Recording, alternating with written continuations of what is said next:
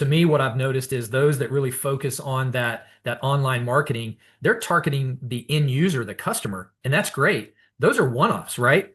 That those Correct. connections locally, that's building recurring business. Those that have the ability to send you work repeatedly, and I think somehow that gets missed.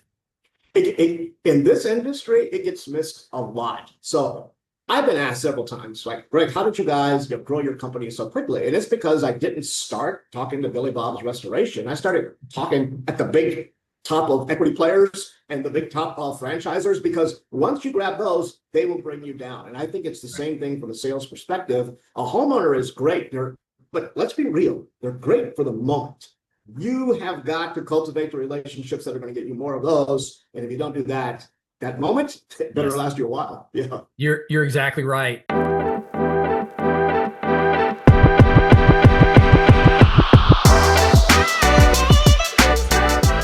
Most restoration business owners are running hard just to stay in place, created the work, but without a clear playbook for what comes next. Restoration Insider exists to change that. Hosted by Scott Sandel, the Chief Revenue Officer at CommerceStaff, this series brings honest conversations with the coaches, consultants, and industry leaders shaping the conversation. The real decisions, hard lessons, and the strategies behind sustainable growth, it's what's driving these conversations. This episode features none other than Greg Taylor, founder and CEO of Restoration Sales Partners, and the driving force behind what has become North America's largest sales training, coaching, and recruitment platform built specifically for the restoration industry. Greg's premise is simple and direct. Most restoration companies focus on operations. He focuses on sales because predictable growth starts there. Through his sales life cycle operating systems, he helps restoration organizations recruit, train, and scale with a structure most companies in the industry have never had. His background spans business acquisitions, integrations, and operational turnarounds, but what he's built his name on is creating sales culture where growth isn't left to chance. As Greg puts it, growth isn't accidental, it's engineered. In this episode, Greg and Scott get into it. Scott, please take it away. All right. Thank you, Juan. Appreciate it. And Greg, again, as I said before even the recording started, really looking forward to this discussion. I've had a passion for sales and in working with owners over the years in the restoration business, I've seen how this has become really a struggle in a number of different areas. And I'm so looking forward to hearing your take on all these. So welcome. And you know what? Let's jump right in it. Thank you very much. Looking forward to being here with you, Scott. Awesome. So I know you've said this before, but why does a $210 billion industry not have a sales training standard? Yeah, there is a thing about the restoration industry that I think if we are going to always talk in reality, it lives in a little bit of an antiquated world. Mhm. And so the focus on sales, in my experience, and I used to say I haven't been in it long, but the years have added up now, has always been secondary. It's not the most important thing. If you think in general, Scott, about the people that own these locations or that buy a franchise, most everybody comes from either outside of the industry, Right. or an operational or construction background. Very few people sitting in the big chairs are coming from a sales perspective. And so sales has remained secondary in the industry.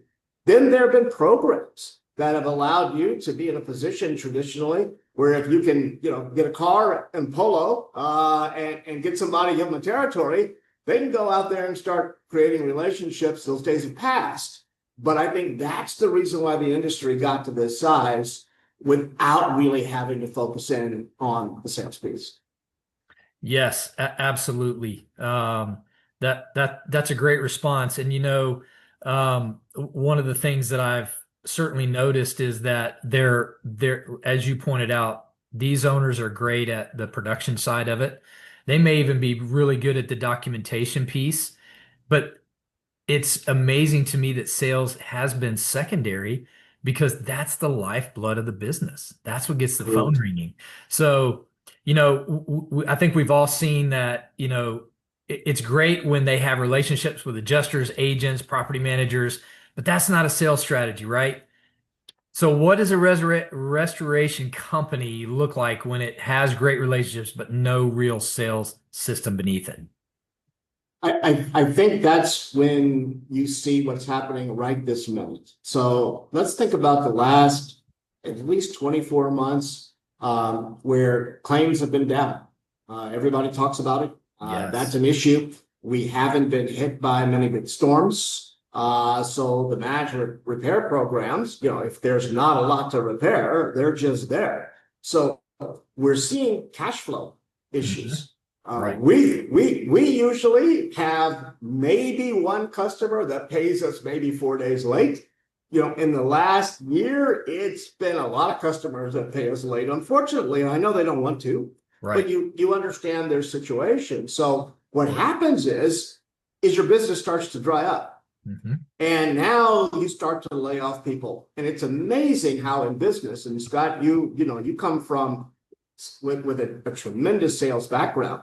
A lot of people in business, the first time the difficulty comes, they start unloading what they're spending on sales and marketing, which is Correct. just the opposite reaction of what you should be doing. Yes. So what they're doing now is they're struggling, and they're sitting in their struggle, and they're hoping that by circumstance and luck, things will change and the business will come back. It is a really trying time, and I don't think people know yet that the situation you're in now, you may never get out of, because the others around you who are focused in on growing that book of business for the future, man, they're making headway while you're just sitting in limbo. Right. No, 100%. And one thing that I've noticed over the years is we've seen owners that get really good at their online presence, right? Their marketing online. And so the ones that say, "Hey, I'm getting the phone ringing through this," but they're not making those connections in their local marketplace, what would you say to them? Well, this business, in my opinion, boils down to connections, and things are changing. Give you an example. We usually, if I do an introductory call with a client, and I try to do as many of them personally as I can still, what will happen, Scott, is I like to ask, how did you hear about us? And about 3 months ago, I heard ChatGPT. Now, I'm used to hearing, I Googled you guys, Right. Or, I called corporate and you guys are a preferred vendor. They said ChatGPT. I was like stunned. I don't know. I probably wasted his time because I think I spent like 11 minutes talking about ChatGPT and how did you find it? I don't even know if I landed that client or not now that I think about it.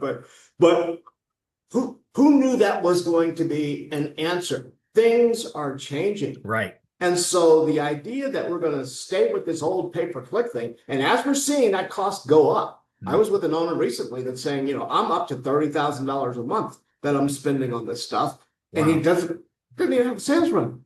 Oh, so, right, how many opportunities are going away, as you just stated, because all you're doing is making contact, but you're not making relationships? It's a big challenge. It is. And, one of the things that I've shared with the owners that I've worked with is you have to look at who your target audience is. To me, what I've noticed is those that really focus on that online marketing, they're targeting the end user, the customer, and that's great. Those are one-offs, right? Those Correct. connections locally, that's building recurring business. Those that have the ability to send you work repeatedly. And I think somehow that gets missed. In this industry, it gets missed a lot. So I've been asked several times, like, Greg, how did you guys grow your company so quickly? And it's because I didn't start talking to Billy Bob's Restoration. I started talking at the big top of equity players and the big top of franchisors, because once you grab those, they will bring you down. And I think it's the same thing from a sales perspective. A homeowner is great, but let's be real, they're great for the moment. You have got to cultivate the relationships that are going to get you more of those. And if you don't do that, that moment better last you a while. Yeah. You're exactly right. So I'm gonna give you a scenario that you're all too familiar with. A restoration owner finally decides to hire that local sales rep. They give them in general what they need to do. They pat them on the backside and say, here you go, good luck, go get it. So when they have that, 6 months in, that sales rep is not really moving that needle. Is that a failure of that sales rep or the lack of a system from the owner or a combination? That is such a legitimate question and such a great question. So I'm going to say from a percentage standpoint, it's probably 85% the owner and 15% the rep, right? Right. You're going to have Dead on. superstar reps that can overcome some of these challenges. But let's think about what you know and I know about this, right? So they hire Sally, Mhm. and Sally's training is to go out with Jimmy and Susie and see how we do things. Mhm. Right? That's the training. So she comes back and she's learned a lot, right? She's learned I didn't know anything about this and now I do. Right. She's also learned that Jimmy's got a couple of personal problems with his wife that he's trying to work through, right? She's known that Sally knows how to smoke at every 7-Eleven in America, right? Is she coming back? Right? Because I went out in the field when I first started. I said, let me go out in the field. I wanted to go to owner school. I went out in the field. I'm telling you, man, I learned how you can buy cigarettes at every 7-Eleven in Lancaster, Pennsylvania that weekend. So Oh my. it was great. If I smoked, I guess it would have been great knowledge. But the reality of it is, what did she actually learn by being out there? Mhm. She didn't learn anything. So now she's got to survive just on personality. Right. And personality alone doesn't work because the clients that she should be talking to, those customers, they know a sophisticated restoration industry salesperson versus an unsophisticated one. You're Right. not going to win. I think this too, and just for the sake of time, is so critically important. Tell me any other position, Scott, you've seen in our industry, which, doggone it, these guys are awesome at what they do, right? I can't do it. The way that they know how to rebuild something, like my wife doesn't even let me put up shelves, right? The way that they can diagnose a problem, the way science is coming to humidifying and drying, they have all of these skills. Every position in the company is trained except for sales. There is no program. So they get upset with the rep and say the rep's not moving the needle. And you ask the question, what needle? I asked the owner one time, he was upset with the rep and he's like, I need a guy to be doing $1 million. And I literally said, where did you come up with that figure? Like, based on what?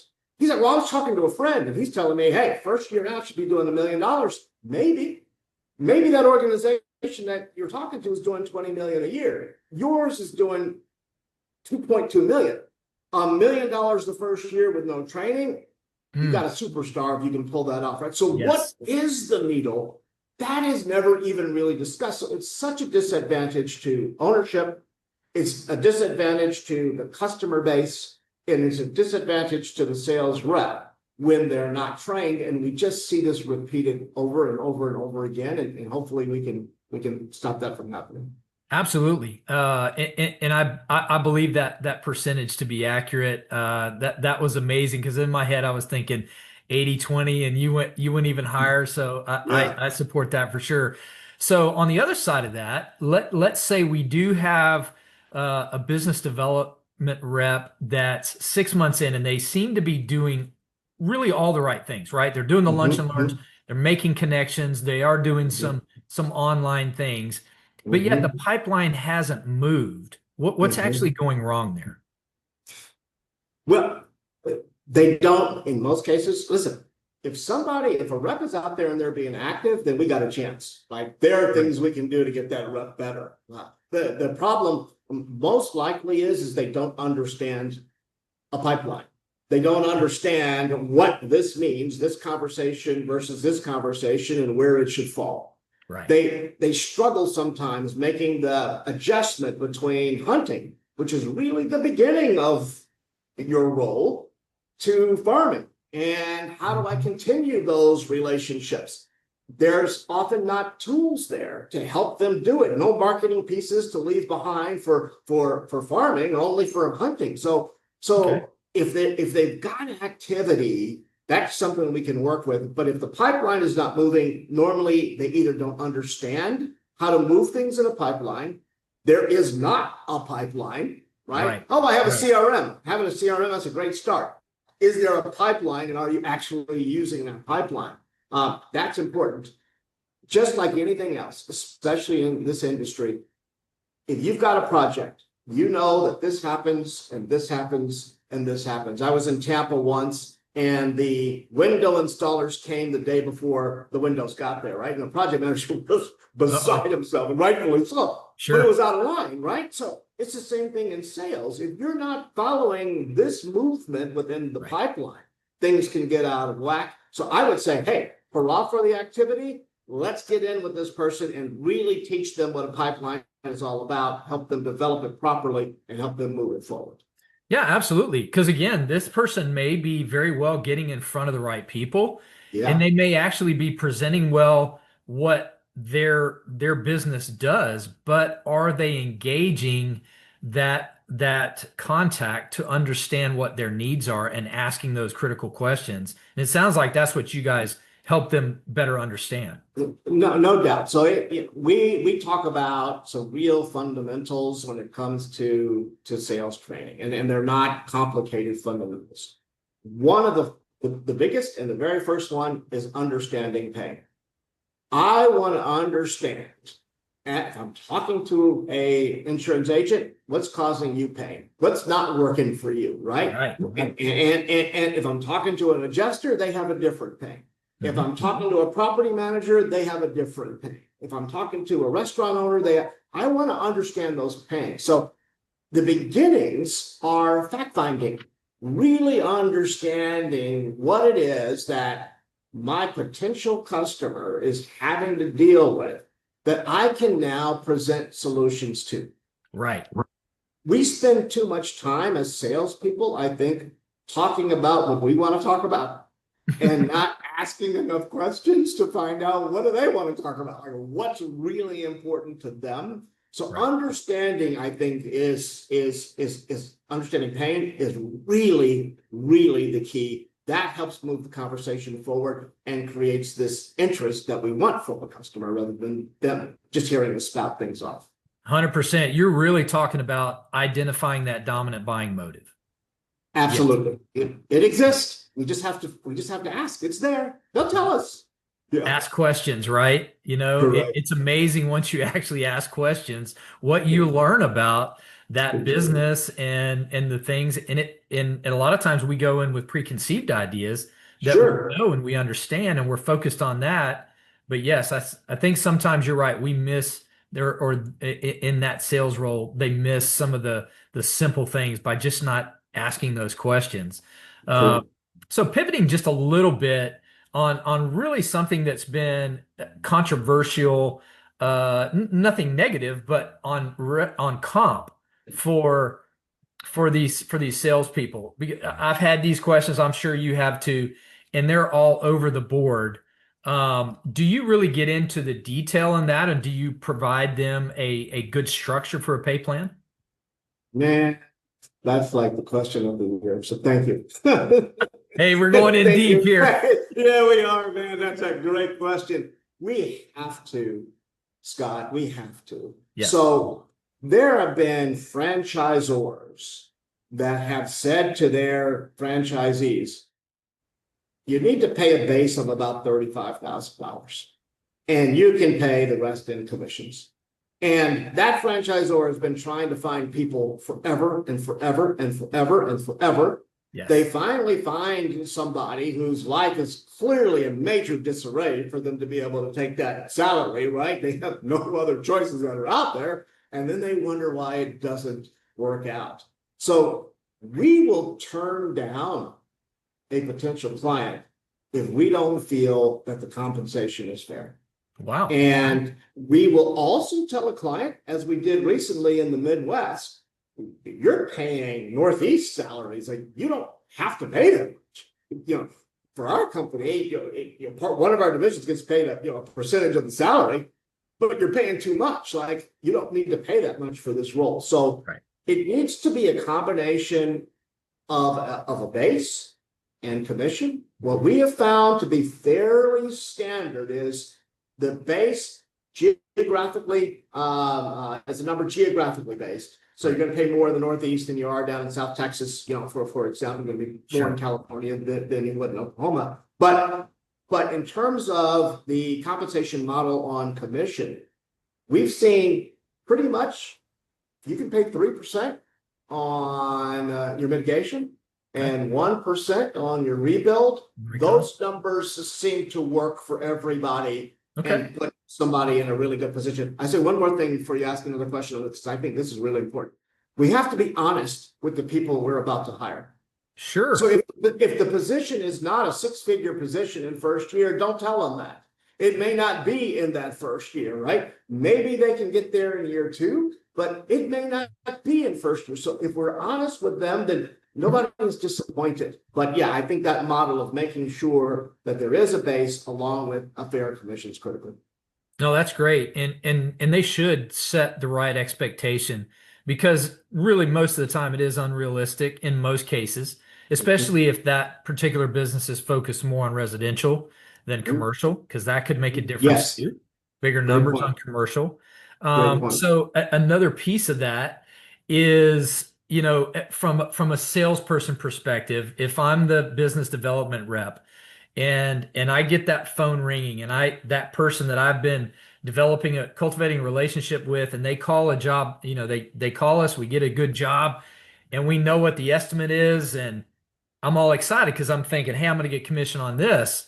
Yeah. So in my mind, I've closed a job, but the owner's thinking, well, we haven't collected. So how do you navigate that?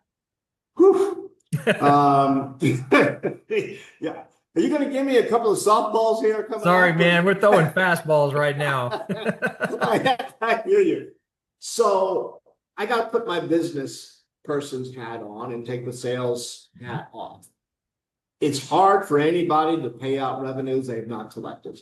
Right. It's difficult. So that's the reason why you can't pay somebody a below living wage in a base salary, is because they're not going to collect this money right away. If some businesses will front it, and you've got the ability to do that, great. I would say from a basic philosophical point of view, collected is when everybody rings the bell and gets to win.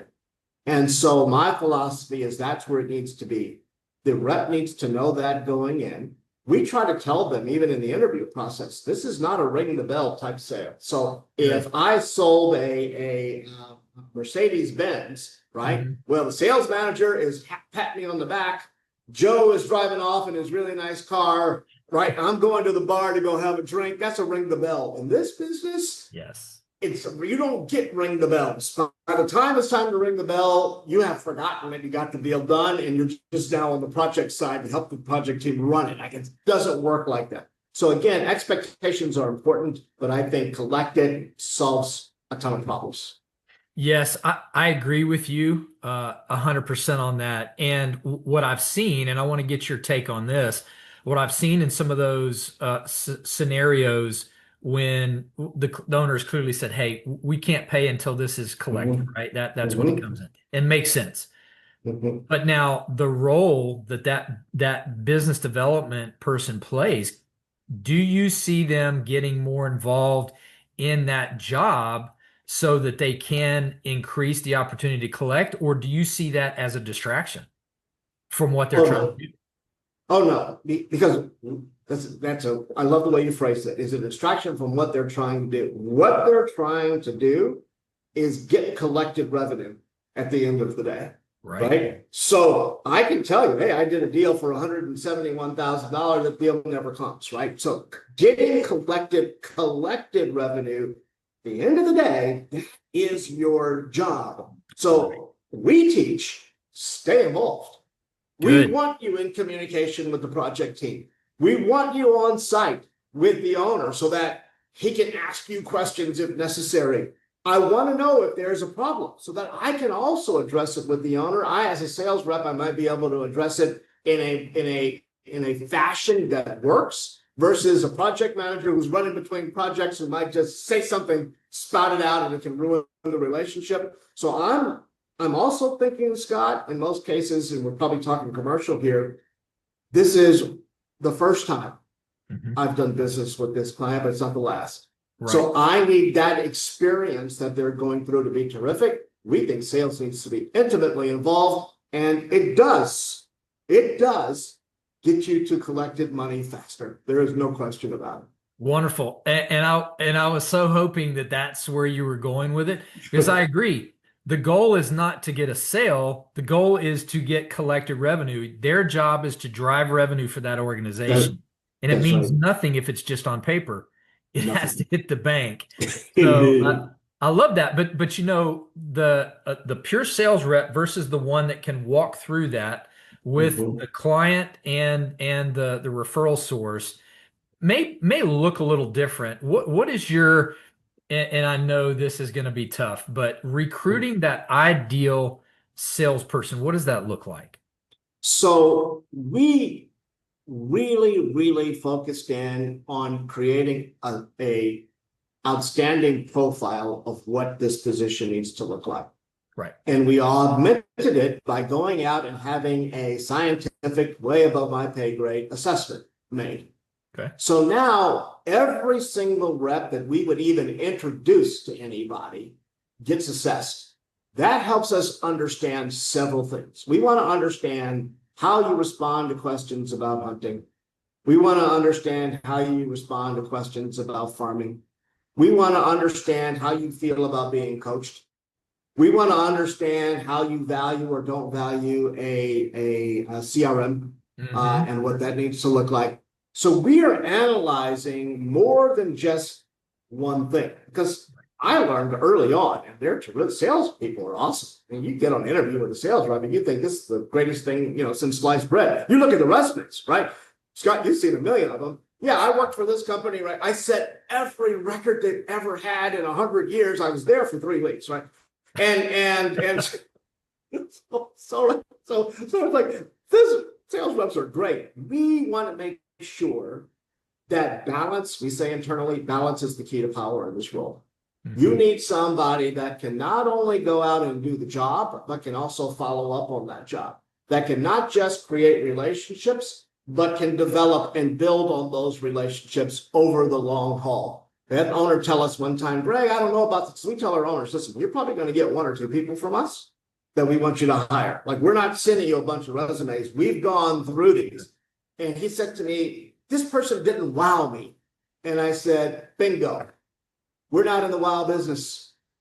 The wow goes away really fast. We're looking for somebody with substance, right? And he's like, thank God you said that, right? And I said, yeah, I know you're used to hiring that, but we have to find that balance, Scott. And I think it starts with an assessment.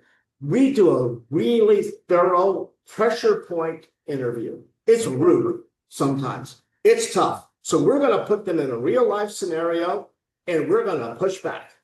And I've seen videos. I've seen folks get mad. I've seen folks unravel. We're looking for the folks that can take that heat, because when a client is under pressure and they're unhappy, you're going to need to be able to take that heat and come through. So we think that all of that is part of recruitment, not just looking at a resume. That's incredible. I would, and maybe we'll have to have a separate discussion. We'll do it. Let's do it. What that looks like, because I'm just like almost salivating a little bit listening to. I think that's great. So for those restoration owners that have taken the opportunity to put their people, or they have gone through your training academy, I'm assuming you're seeing really good results post training. Is there any of that you can share on this interview? Well, so we're seeing tremendous results. So we kind of look at it this way: coming out of the chute, it's about activity. And because they're building their pipeline of post-training activity, beginning the first day of training, when they're done, they graduate on Friday, but on Monday, they got people to see. Great. They leave the training, Scott, and then they slide into our coaching system. So our sales coaches step in that following Monday, and now they are taking the training and helping create those habits that this person just learned for the first time in their life through these 3 weeks of training. So we are seeing activity levels there. We're seeing folks come out of the chute with a really big opportunity because they knew how to ask the questions. Here's the other thing we're seeing in Scott, which is so important. We're seeing retained reps. We're seeing wonderful. the reps stay. Good. And to me, that first 90 days is a critical time for them. Whether they leave in 90 days or not, or they get burned out, they maybe hang in there for a period of time because they're getting paid. But we want to see them active. And so we're seeing those numbers all look really, really good. And it's because it's a system. It's not just recruiting, but it's recruiting and then training. It is then training and then it's coaching. That's the system. Awesome. Greg, I have thoroughly enjoyed this. I think our time is right there. Juanjor is reminding, and thank you for that. But I have thoroughly enjoyed this conversation, and I hope those that will listen to this will get some value from it. And I hope they will reach out to you and your team and say, "Hey, what can you do for us?" And hopefully, maybe you and I can do this again and take it a little different direction, because I think you have so much to offer. And thank you so much. Thank you so much, Scott. I look forward to it. And it's great. Listen, we're colleagues. And I want to see Karma's staff do great. I was pumped when you got this role because I think you're awesome at what you do. Thank you.